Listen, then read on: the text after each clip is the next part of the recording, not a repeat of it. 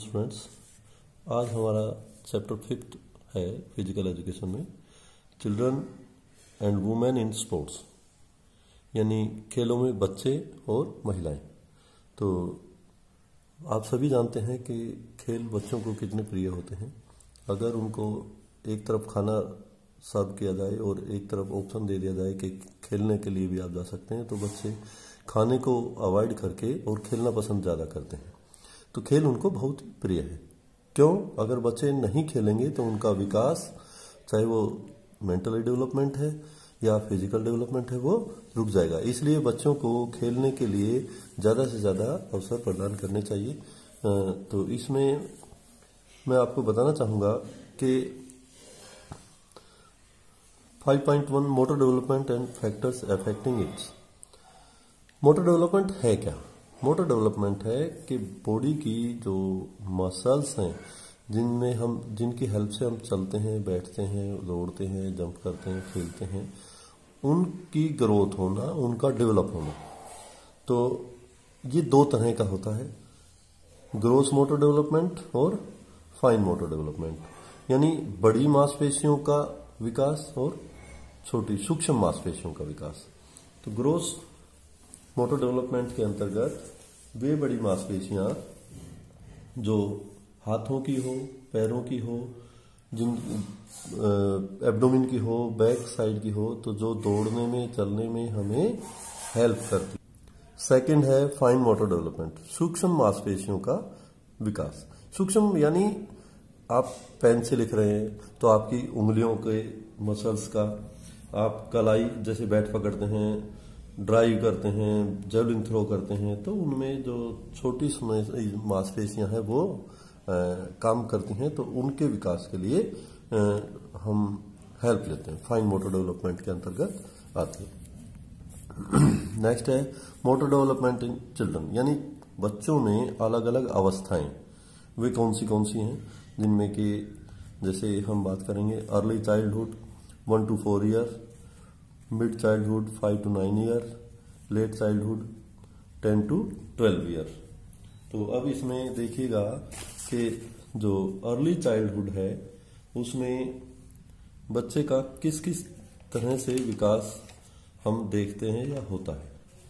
तो इसमें सिम्टम्स मैं बताऊंगा आपको। इस अवस्था में बालक खड़ा होना, चलना, बैठना जैसी मूवमेंट्स करता है।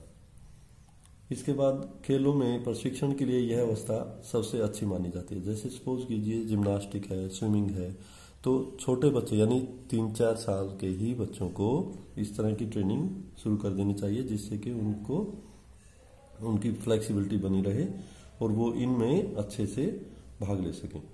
नेक्स्ट है खेलों में प्रशिक्षण के लिए अभिव्यक्ति में निखार आता है, उनकी जो वर्किंग एफिशिएंसी है वो डेवलप होती है। सेकंड है मिड चाइल्डहुड 5 to 9 ईयर। तो इसमें फर्स्ट जो पॉइंट है, इसमें बालक के अंदर फ्लेक्सिबिलिटी, वो एक्टिव बना रहेगा और ज्यादा एक्टिव हो जाता है। उसके अंदर खेलने की या कोई भी कार्य करने की प्रबल इच्छा होती है, वो स्फूर्तिवान और एक्टिव होता चला जाता है। नेक्स्ट है उसकी शारीरिक मुद्रा, जो फिजिकल हम कहेंगे शेप है बॉडी की, वो अच्छी होती चली जाती है और वह लंबी कूद, ऊंची कूद, फेंकना जैसी गतिविधियों में अच्छे से परफॉर्म करने लगता है। नेक्स्ट है third late childhood 11 to 12 year. इसको उत्तर बाल्यावस्था बोलेंगे हिंदी में। तो लेट चाइल्डहुड में इस अवस्था में लड़कियां लड़कों की अपेक्षा ज्यादा लंबी और स्थूल हो जाती है, थोड़ी वेट उनका ज्यादा होता है। इस एज में 11 to 12 ईयर में लड़कियां इक्वल एज के हैं। सपोज कीजिए लड़का और लड़की बहन भाई हैं या कोई भी चाचा मामा का बेटा बेटी, तो हम उनमें कंपैरिजन करेंगे तो लड़कियां लंबी भी मिलेंगी और उनका वजन भी लड़कों की अपेक्षा ज्यादा होने लगता है। इस उम्र में लड़कियां हम कहेंगे परिपक्व होने लगते हैं। नेक्स्ट है बालक कठिन कौशलों को करने लगते हैं। बच्चे जो कठिन कार्य थे, जो पहले हम कहते थे कि भाई आप नहीं कर पाएंगे या उनसे नहीं होते थे, उनको समस्या आती थी, तो उन कार्यों को भी वे अच्छे से करने लगते हैं। वे खेलों की युक्तियां यानी ट्रिक्स, कठिन खेलों को सीखने के लिए तैयार हो जाते हैं। यानी जो ऐसे गेम जो काफ़ी हार्ड है, जिनको समझने में रूल रेगुलेशन और सब उनको दिक्कत महसूस होती थी, लेकिन जब वो 11-12 ईयर में प्रवेश करता है तो उस समय इनको इन गेम्स को सीखने में कोई असुविधा नहीं होती। इस अवस्था में दौड़ने कूदने की गतिविधियां गुणात्मक तथा संख्यात्मक रणनीतियों में निपुण हो जाती। यानी वो बच्चे दौड़ना उछलना कोई भी है तो वो अपने आप को गिनने लगता है, अपने द्वारा किए गए काम को आंकने लगता है कि मैंने इतना किया, मैं इतने मीटर दौड़ा, मैंने इतना जंप किया, इतनी हाइट गेन की जंप में। तो वो कहीं ना कहीं उनको कैलकुलेट करने लगता है। तो उसका मतलब होता है कि वो अपने आप को और इम्प्रूव करना चाहता है।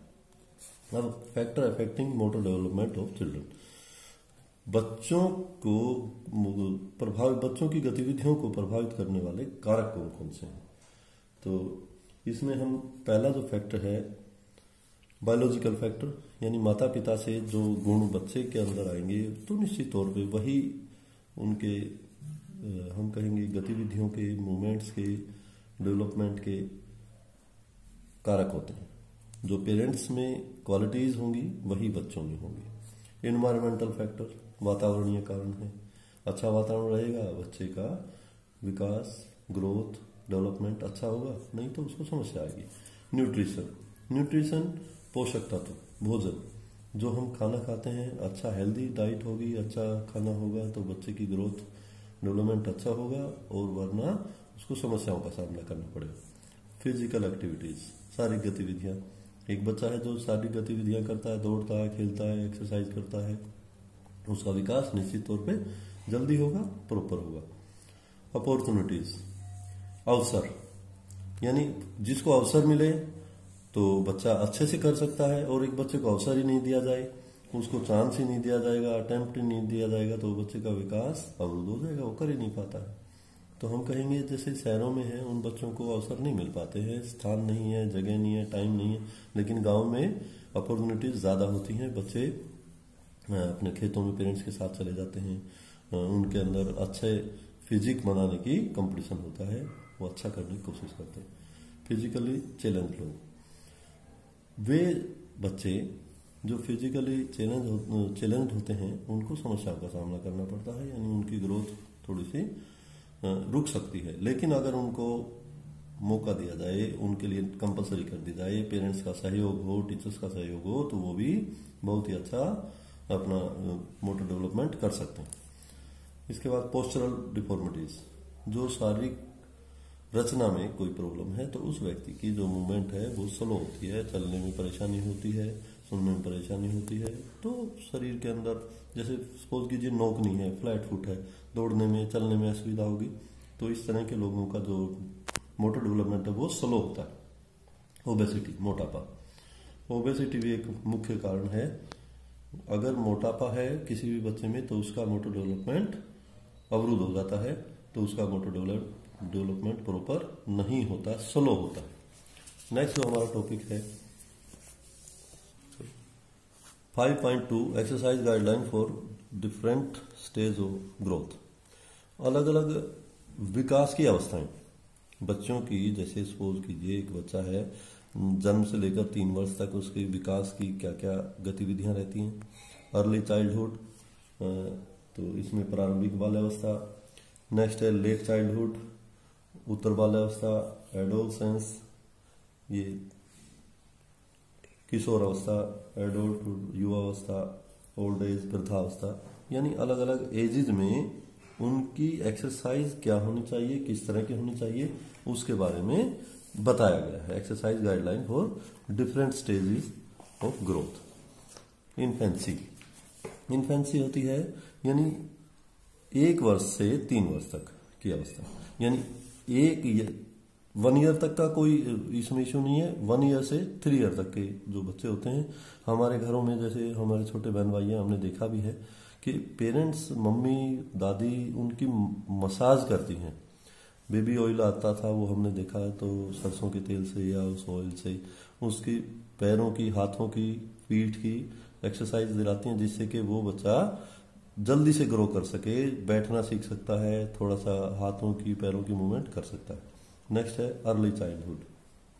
अर्ली चाइल्डहुड के अंतर्गत इसमें गतिविधियां कौशलों को विकसित करने में क्षमता वाले व्यायाम, सहभागिता पर जोर देना, प्रतियोगिता पर नहीं, यानी उनका पार्टिसिपेशन होना चाहिए, पार्टिसिपेशन नॉट कंपटीशन। तो exercise related to the fine motor development, उनकी सूक्ष्म गामक विकास संबंधित जो गतिविधियां वो करानी चाहिए। तो moderate exercise for least an hour, तो इसमें कम से कम 1 घंटे तक उनकी एक्सरसाइज व्यायाम कराना चाहिए। मनोरंजक सुखद गतिविधियां द्वारा सारी क्रियाएं, साफ सुरक्षित वातावरण, बच्चों को स्वतंत्र रूप से खेलने देना चाहिए। नेक्स्ट है एडोलसेंस। एडोलसेंस जो 13 to 19 ईयर की अंतर्गत जो बच्चे आते हैं, एडोलसेंस कहलाती है वो एज, किशोर अवस्था भी बोलेंगे इसको। तो इसमें ये सबसे क्रिटिकल एज मानी जाती है। इसमें बच्चे खुद ही उनको मालूम नहीं होता कि हम बड़े हैं या बच्चे, टीन एज भी बोलेंगे इनको।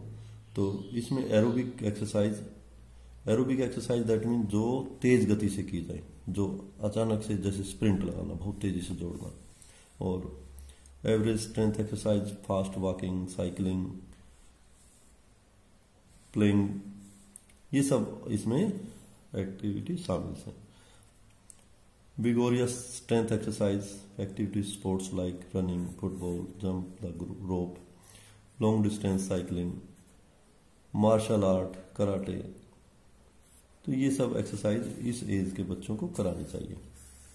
एक्सरसाइज टू स्ट्रेंथ मसल्स, उनकी मसल्स के लिए एक्सरसाइज, मसल्स डेवलप हो सके उसके लिए एक्सरसाइज तो स्ट्रेंथ बोन्स के लिए भी, जो वजन ज़्यादा सहन कर सकें, अच्छा डेवलप हो सके, लंबाई बढ़ सके, तो वो एक्सरसाइज भी उसको करानी चाहिए। नेक्स्ट है 5th एडल्टहुड, यानी 19 to 60 ईयर। वो अवस्था जिसमें व्यक्ति 19 साल से 60 साल तक का होता है, तो उस समय उसको किस तरह की एक्सरसाइज करानी चाहिए। तो उसमें देखिए, जब वो मान लीजिए 20-30 ईयर तक का है, तो वो तो अपनी दौड़ने की, जॉगिंग की, तैराकी की एक्सरसाइज कर सकता है। सप्ताह में 2 से 2.5 घंटे तक अपने एक्सरसाइज डेली कर सकता है। लेकिन जैसे जैसे उम्र बढ़ती है तो उसको हार्ड वर्क कम कर देना चाहिए, यानी जो झटके वाले व्यायाम थे वो नहीं करने चाहिए। उसको सप्ताह में 5 दिन व्यायाम करने हैं, लेकिन वो व्यायाम जो तीव्र गति से नहीं हो, नॉर्मल एवरेज स्पीड से करे जा सकें। जैसे स्प्रिंट रेस है, उनको छोड़ना पड़ेगा, धीरे धीरे जॉगिंग कर सकते हैं, हल्की फुटबॉल खेल सकते हैं, तैराकी खेल कर सकते हैं। तो कह सकते हैं कि प्रबल ताकत के साथ जो किए जाते थे वो नहीं करने चाहिए। जब वो 60 ईयर के आसपास हो जाए तो उसको self esteem exercise, stay away from depression, ये उसको एडल्टहुड जो होता है तो उस समय उसको एक्सरसाइज का ये बेनिफिट मिलता है। Daily task can be don't without fatigue. Next है ओल्ड एज। ओल्ड एज यानी 60 वर्ष से ऊपर की अवस्था। तो इस अवस्था में व्यक्ति सिर्फ वॉकिंग कर सकता है, उसको एक्सरसाइज, जो वॉकिंग एक्सरसाइज है वो करानी चाहिए उसको, और मनोरंजनदारी क्रियाएं जो करानी चाहिए उसके 30 मिनट से अधिक की एक्सरसाइज उसको नहीं करनी चाहिए। अपने सीढ़ियां चढ़ना, दौड़ना इत्यादि की एक्सरसाइज उसको रोकनी नहीं करनी है। क्यों? क्योंकि उसके जॉइंट्स में पेन हो जाएगा और भी दिक्कत आ सकती है। तो वे एज बढ़ने के कारण ability to daily routine work increase, the mood remaining good due to which there in less chance of depression. Next topic है benefit of physical exercise on children. बच्चों में फिजिकल एक्सरसाइज के क्या क्या benefit है? Build healthy muscles, exercise boost every level. इसके बाद exercise improve neuromuscular coordination, muscles का जो आपसी तालमेल है वो अच्छा हो जाता है। इसके बाद exercise help in digestive process, हमारा जो पाचन क्रिया है वो अच्छे से काम करने लगेगा। Exercise help in motor development, जो हमारी मांसपेशियां हैं, बड़ी मांसपेशियां, छोटी मांसपेशियां, वो भी डेवलप हो जाती हैं। एक्सरसाइज कंट्रोल वेट, हमारी बॉडी का वेट कंट्रोल में रहता है। एक्सरसाइज स्ट्रेंथ बोन्स, बोन्स की जो डेंसिटी है, उनका लंबाई है, उनकी सहन क्षमता है वो अच्छी हो जाती है।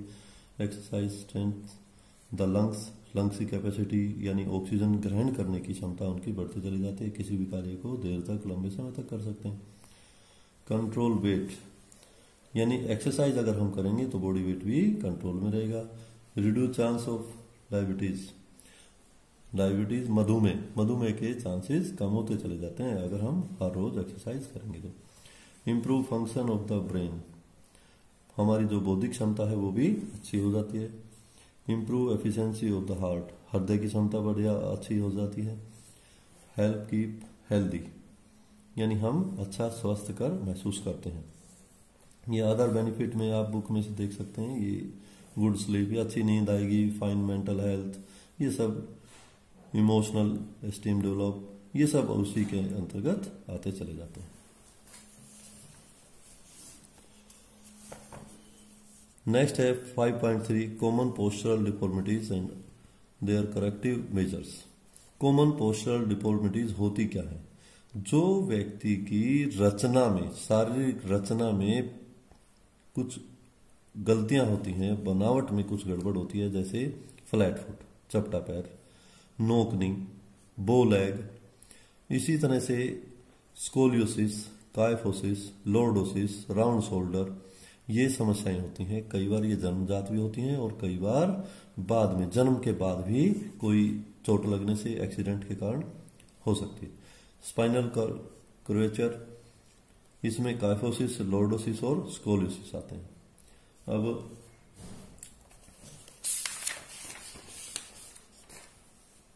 काइफोसिस में मैं आपको बताऊंगा कि कुबड़, कमर में कुबड़ का निकलना, जिसमें पीछे की ओर कमर में बढ़ता चला जाता है कुबड़। इसी तरह से लॉर्डोसिस, लॉर्डोसिस में आगे की तरफ, छाती की तरफ बढ़ता चला जाता है कमर पोर्शन, और स्कोलियोसिस में एस शेप का आकार व्यक्ति का बनता चला जाता है। अब इसके बाद है फ्लैट फुट। फ्लैट फुट चपटा पैर, चपटा पैर में व्यक्ति, उसका पैर का जो प्रिंट है वो पूरा छप जाता है, लेकिन छपना नहीं चाहिए। फिजिकली अगर हम पैर, गीले पैरों से फर्श पे चलते हैं तो हमें प्रिंट, फुट प्रिंट मिलता है, जिसको हम देख सकते हैं कि मेरा पैर चपटा है या नहीं है। चपटे पैर के व्यक्ति को प्रॉब्लम होती है, तो इसको हम डिफरेंट टाइप की एक्सरसाइज करा के हम इसको ठीक कर सकते हैं। हमें ऐसे शूज नहीं पहनने चाहिए जो कि बहुत ढीले हों, थोड़े से टाइट शूज पहनेंगे, पंजों के ऊपर चलेंगे, और कुछ योगिक एक्सरसाइज जैसे धनुरासन करेंगे, चक्रासन करेंगे, जिससे कि हमारे पैर की शेप ठीक होती चली जाती है। उसके बाद बो लेग, बो लेग में नेक्स्ट है राउंड शोल्डर यानी गोल कंधे। ये प्रॉब्लम ज्यादातर लड़कियों में होती है। इसमें हमारे जो शोल्डर है उनकी चौड़ाई कम होती है, उनको समस्या का सामना करना पड़ता है, थकावट जल्दी आती है, वर्किंग एफिशिएंसी कम हो जाती है। टाइट कपड़े पहनने से और एक्सरसाइज ना करने से, कुछ हम कहेंगे वंशानुगत कारण भी इसमें होते हैं। पेरेंट्स में है तो वो बच्चों में भी इस तरह की समस्या आती है। अब इसको ठीक कैसे किया जाए, वही है कि हम बताएंगे सिट प्रॉपरली, यानी इस ढंग से ठीक बैठने की जो अवस्था है, पोजीशन है वो। अवॉइड टाइट फिटिंग क्लोथ्स, हमें बहुत ही टाइट कपड़े नहीं पहनने, अवॉइड करना चाहिए। तो ये हमें ध्यान रखना है कि इस तरह की अगर हम ध्यान रखेंगे तो हमारे जो शोल्डर है वो राउंड शोल्डर नहीं होंगे, ठीक हो जाए। स्पाइनल कर्व, ये मैंने अभी जस्ट बताया था, लॉर्डोसिस, काइफोसिस और स्कोलियोसिस। तो लॉर्डोसिस में गर्दन, पीछे की तरफ कमर का जो हिस्सा है, शोल्डर का हिस्सा, वो उभर जाता है। उसमें व्यक्ति को चलने में, क्योंकि बॉडी बैलेंस ठीक नहीं रहता, उसको समस्या का सामना करना पड़ता है। दैनिक जीवन में होने वाली गतिविधियों को ठीक से नहीं कर पाता व्यक्ति। इसी तरह से काइफोसिस में जो चेस्ट का पोर्शन है वो आगे की तरफ उभर जाता है, तो उसमें भी उसको बॉडी बैलेंस बनाने में समस्या का सामना करना पड़ता है। तो व्यक्ति अपने दैनिक जीवन में कार्य को अच्छे से निष्पादित नहीं कर पाता। तो उसमें नेक्स्ट है स्कोलियोसिस। इसमें आप देख रहे हैं पिक्चर में एस आकार की जो हमारी स्पाइनल कॉर्ड है ये हो गई है।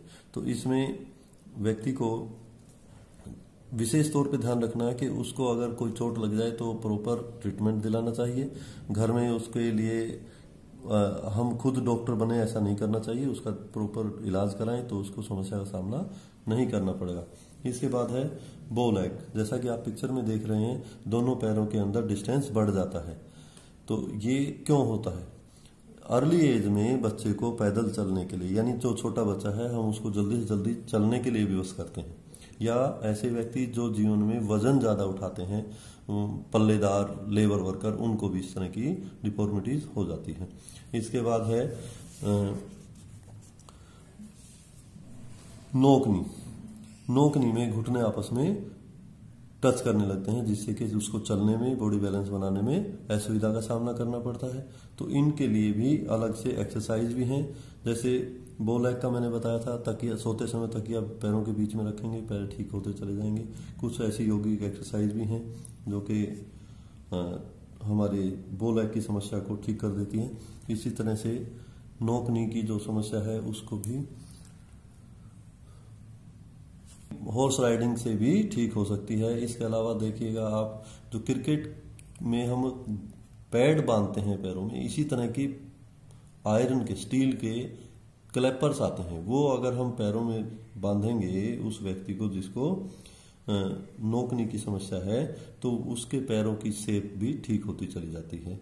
तो ये समस्या ज्यादा समय तक नहीं रहती, अगर टाइमली समय पर उसको ध्यान दिया जाए, लापरवाही ना करी जाए, तो हम उसको ठीक कर सकते हैं। की प्रॉब्लम को खत्म करने के लिए पद्मासन की हेल्प ले सकते हैं। Gomukhasana, horse riding best exercise होती है जो हमारी समस्या को ठीक कर सकती है। और पिलो हम दोनों पैरों के बीच में लगाएंगे तो भी हमें इसमें काफी फायदा मिलेगा। कोड लीवर ऑयल भी हमारे लिए हेल्पफुल है। अगर हम इस लीवर ऑयल का, कोड लीवर ऑयल का इस्तेमाल करें तो हमें काफी मदद मिलेगी। अब फ्लैट फुट से संबंधित एक्सरसाइज। फ्लैट फुट से जैसे मैंने पहले भी बताया था, स्टैंडिंग स्ट्रेट एंड एंकल, यानी पंजों के ऊपर खड़ा होना है। जंप एंड वॉक, जंप और वॉकिंग करनी है। स्कीपिंग, रस्सी कूदना है। वॉक ऑन एंकल, एंकल के ऊपर। और वज्रासन की अवस्था में खड़े होना है, मदद मिल सकती है।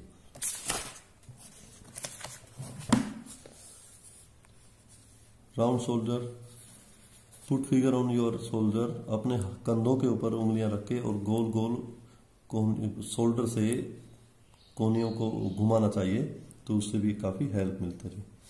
Horizontally bar on road, shoulder hang for some time, एक हॉरिजॉन्टल बार के ऊपर पकड़ के उसको और थोड़ा सा एक्सरसाइज करनी चाहिए। चक्रासन और धनुरासन उसके लिए हेल्पफुल हो सकते हैं। इसके बाद काइफोसिस से रिलेटेड जो मैंने पहले भी बताया था, लॉर्डोसिस, काइफोसिस, उसकी भी एक्सरसाइज आप अपने आप कर सकते हैं। स्विमिंग के द्वारा उसमें काफी हेल्प मिलती है। स्विमिंग इसमें बेनिफिशियल है काफी। और वे लोग चक्रासन, काइफोसिस में स्विमिंग एक्सरसाइज काफी हेल्पफुल हो सकती है। इसमें चक्रासन, भुजंगासन हमारे लिए काफी बेनिफिशियल है। सोते समय पिलो अपनी कमर के नीचे लगाएं तो भी हमें काफी इसमें हेल्प मिल सकती है। रेगुलरली धनुरासन इसमें अगर करेंगे तो इसमें भी हमारे पोस्चर में सुधार आता चला जाएगा। Exercise related one side bend of the spinal curve. Body posture में सुधार लाने के लिए लॉर्डोसिस हो, काइफोसिस हो, चाहे स्कोलोसिस हो, इसमें बार पे लटकना, स्विमिंग करना और योगिक एक्सरसाइज, ये सभी में बेनिफिशियल है।